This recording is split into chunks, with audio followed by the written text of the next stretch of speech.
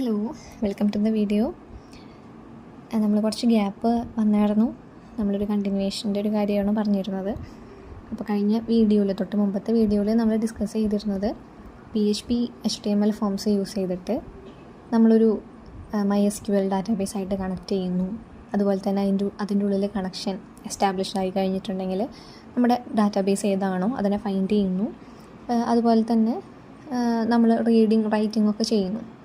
അപ്പോൾ അതിന് വേണ്ടിയിട്ട് നമ്മുടെ PHPയിൽ തന്നെ യൂസ് ചെയ്യുന്ന കുറച്ച് ഫങ്ഷൻസ് അതിനെ പറ്റിയിട്ടൊക്കെ പറഞ്ഞതാണ് അല്ലേ. അപ്പോൾ കണക്ഷൻ എസ്റ്റാബ്ലിഷ് ചെയ്യുന്നതും ഡാറ്റാബേസ് ഫൈൻഡ് ചെയ്യുന്നതും റീഡിങ്ങും റൈറ്റിങ്ങും ഒക്കെ നമ്മൾ പ്രോഗ്രാം സഹിതം പറഞ്ഞതാണ്. അപ്പോൾ അതിൻ്റെ തന്നെ ഒരു last stage close the connection അതുണ്ട്. പക്ഷേ നമ്മളത് പറഞ്ഞിട്ടുള്ളതാണ്. നമ്മൾ പ്രോഗ്രാം എക്സ്പ്ലെയിൻ ചെയ്യുമ്പോൾ നമ്മൾ ഓരോ ക്വറീസ് യൂസ് ചെയ്തിട്ട് ഓരോ വാരിയബിൾസ് ക്രിയേറ്റ് ചെയ്തിട്ട് കണക്ഷൻ അവിടെ എസ്റ്റാബ്ലിഷ് ആവണതും ഡാറ്റാബേസ് ഫൈൻഡ് ചെയ്യുന്നതും അതിൻ്റെ ഉള്ളിലേക്ക് റീഡ് ചെയ്യുന്നതും റൈറ്റ് ചെയ്യുന്നതും അപ്ഡേറ്റ് ചെയ്യുന്നതൊക്കെ നമ്മൾ പറഞ്ഞതാണ്. അതിൻ്റെ തൊട്ട് താഴെ ഏറ്റവും ലാസ്റ്റ് ആ കണക്ഷൻ MySQL_close എന്ന് പറയുന്ന ഫംഗ്ഷൻ യൂസ് ചെയ്തിട്ട് ക്ലോസ് ചെയ്യുന്നതായിട്ട് കണ്ടിട്ടുണ്ടായിരുന്നു. അത് തന്നെയാണ് ഇവിടെ ലാസ്റ്റ് സ്റ്റേജിലും പറയണത്. MySQL_close എന്ന് പറയുന്ന ഫംഗ്ഷൻ യൂസ് ചെയ്തിട്ടാണ് ഡാറ്റാബേസ് സെർവറിലേക്കുള്ള കണക്ഷൻ നമ്മൾ എന്ത് ചെയ്യുന്നത്, ക്ലോസ് ചെയ്ത് കളയുന്നത്. അപ്പോൾ MySQL_close എന്ന് എഴുതിയിട്ട് ഏതാണോ നമ്മൾ കണക്ഷന് യൂസ് ചെയ്തിട്ടുള്ള PHP വാരിയബിൾ, ആ വാരിയബിൾ അതിൻ്റെ ഉള്ളിൽ പാരാന്തസിസിൻ്റെ ഉള്ളിൽ കൊടുത്താൽ മതി. അപ്പോൾ അവിടെ ആ ഒരു ഡാറ്റാബേസ് ആയിട്ടുള്ള കണക്ഷൻ അവിടെ സ്റ്റോപ്പ് ആവും. ഇനി നമുക്ക് നെക്സ്റ്റ്, ഇപ്പോൾ നമ്മൾ റീഡിങ്ങും റൈറ്റിങ്ങും അപ്ഡേഷനൊക്കെയാണ് ഫുള്ളായിട്ട് പറഞ്ഞത്. അപ്പോൾ കുറച്ചുകൂടി ക്രിയേറ്റിംഗ്, ഒരു ടേബിൾ എങ്ങനെ ക്രിയേറ്റ് ചെയ്യാം, അതുപോലെ തന്നെ പുതിയതായിട്ട് ക്രിയേറ്റ് ചെയ്ത ടേബിളിലേക്ക് എങ്ങനെ വാല്യൂസിനെ ഇൻസേർട്ട് ചെയ്യാം PHPയിൽ, അതുപോലെ തന്നെ അപ്ഡേഷൻ, ഇതിനെ പറ്റിയിട്ട് ജസ്റ്റ് ഒന്ന് പറഞ്ഞ് കഴിഞ്ഞതിന് ശേഷം നമ്മുടെ ഈ ഒരു ചാപ്റ്റർ ഇവിടെ കഴിയുകയാണ്. അപ്പോൾ നമുക്ക് നോക്കാം. നമ്മുടെ ഇന്നത്തെ നെക്സ്റ്റ് നമ്മുടെ ടോപ്പിക്കാണ് creating A new table using PHP. പുതിയൊരു ടേബിൾ ക്രിയേറ്റ് ചെയ്യണത്. അപ്പോൾ ക്രിയേറ്റ് ചെയ്യണമെങ്കിൽ എന്താണ്, നമ്മൾ ഓൾറെഡി ഒരു ഡാറ്റാബേസിൽ എന്ത് ചെയ്യും, കണക്ഷൻ അവിടെ എസ്റ്റാബ്ലിഷ് ചെയ്തിട്ടുണ്ടായിരിക്കും. ഇനി അതിൻ്റെ ഒരു ടേബിൾ നമ്മൾ ക്രിയേറ്റ് ചെയ്തിട്ട് അതിലേക്ക് നമ്മൾ വാല്യൂസിനെ ഇൻസേർട്ട് ചെയ്യാൻ പോവാണ്. അപ്പോൾ നമുക്ക് MySQL_query എന്ന് പറയുന്ന ഫംഗ്ഷനാണ് നമ്മൾ എല്ലാത്തിനും യൂസ് ചെയ്യുന്നത്. ടേബിളൊക്കെ ക്രിയേറ്റ് ചെയ്യാനൊക്കെ നമ്മൾ യൂസ് ചെയ്യുന്നത്. അപ്പോൾ നമ്മൾ ഇത്ര നാൾ കണ്ടുവന്നത് എന്താണ്, ഒരു ക്വറി നമ്മൾ എഴുതുമ്പോൾ ഒരു വാരിയബിൾ ക്രിയേറ്റ് ചെയ്തിട്ട് അതിലേക്കാണ് ക്വറി ആയിട്ട് നമ്മൾ എഴുതാറ്. എന്നിട്ട് ആ ക്വറി വാരിയബിളിനെ നമ്മൾ MySQL_query എന്ന് പറയുന്ന ഫംഗ്ഷനിലേക്ക് പാസ് ചെയ്യുകയാണ് ചെയ്യാറ്.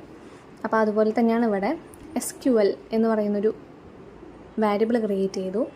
അതിലേക്ക് നമ്മൾ ടേബിൾ ക്രിയേറ്റ് ചെയ്യാനുള്ള ക്വറി എഴുതാണ്. ക്രിയേറ്റ് ടേബിൾ മാർക്സ് എന്നാണ് ടേബിളിൻ്റെ പേര്. REGNO, അതായത് രജിസ്റ്റർ നമ്പർ, T നെയിം, അതായത് രജിസ്റ്റർ REGNO എന്ന് പറയുന്നത് ടേബിളിൻ്റെ പേര്. അതിൻ്റെ കൂടെ തന്നെ അതിൻ്റെ ഡാറ്റ ടൈപ്പ് കൊടുത്തിരിക്കുകയാണ് നമ്പർ, T നെയിം, അടുത്ത കോളം നെയിം, അതിൻ്റെ ഡാറ്റ ടൈപ്പ് char(20). അപ്പോൾ ഒപ്പം തന്നെ നമ്മൾ എന്താണ് കോളംസും പറഞ്ഞിട്ടുണ്ട്, അവരുടെ ഡാറ്റ ടൈപ്സും പറഞ്ഞിട്ടുണ്ട്, അതുപോലെ M1 നമ്പർ ടൈപ്പാണ്, M2 നമ്പർ ടൈപ്പാണ്, M3 നമ്പർ ടൈപ്പാണ്, ഡിസ്റ്റിങ്ഷൻ char ടൈപ്പാണ്. അപ്പോൾ ഇങ്ങനെ നമ്മളൊരു ടേബിൾ മാർക്സ് എന്ന് പറയുന്നത് ക്രിയേറ്റ് ചെയ്തു. അത് SQL എന്ന് പറയുന്ന വാരിയബിളാണ് ഇരിക്കുന്നത്.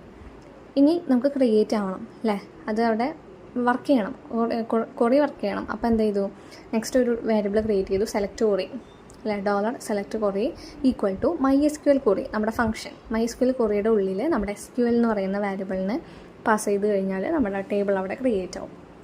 അപ്പോൾ ഇങ്ങനെയാണ് ടേബിൾ ക്രിയേഷൻ PHPയിലെ. നെക്സ്റ്റ്, ക്രിയേറ്റ് ചെയ്തിട്ടുള്ള പുതിയ ടേബിളിലേക്ക് നമ്മൾ എന്ത് ചെയ്യുകയാണ്, ഒരു ഡാറ്റാനെ ഇൻസേർട്ട് ചെയ്യുകയാണ്. അപ്പോൾ അതിനും നമ്മൾ MySQL_query തന്നെയാണ് യൂസ് ചെയ്യുക.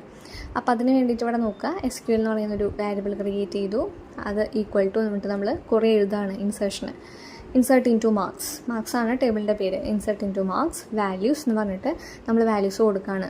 ഡബിൾ കോഡ്സിൽ $SREGNO ഡോട്ട്, അതുപോലെ തന്നെ അതിന് ശേഷം അടുത്ത ഡബിൾ കോഡ്സിൽ $SNAME. ഇതെന്താ ഇങ്ങനെ കൊടുത്തത്, അതായത് ഇവിടേക്ക് കൊടുക്കാനുള്ള രജിസ്റ്റർ നമ്പറും നെയിമും മാർക്സും ഒക്കെ എവിടെ നിന്ന് വരുന്നതാണ്, ഒരു HTML ഫോമിൽ നിന്ന് വരുന്നതായിരിക്കും. ഇത് ബാക്ക് എൻഡ് കോഡല്ലേ.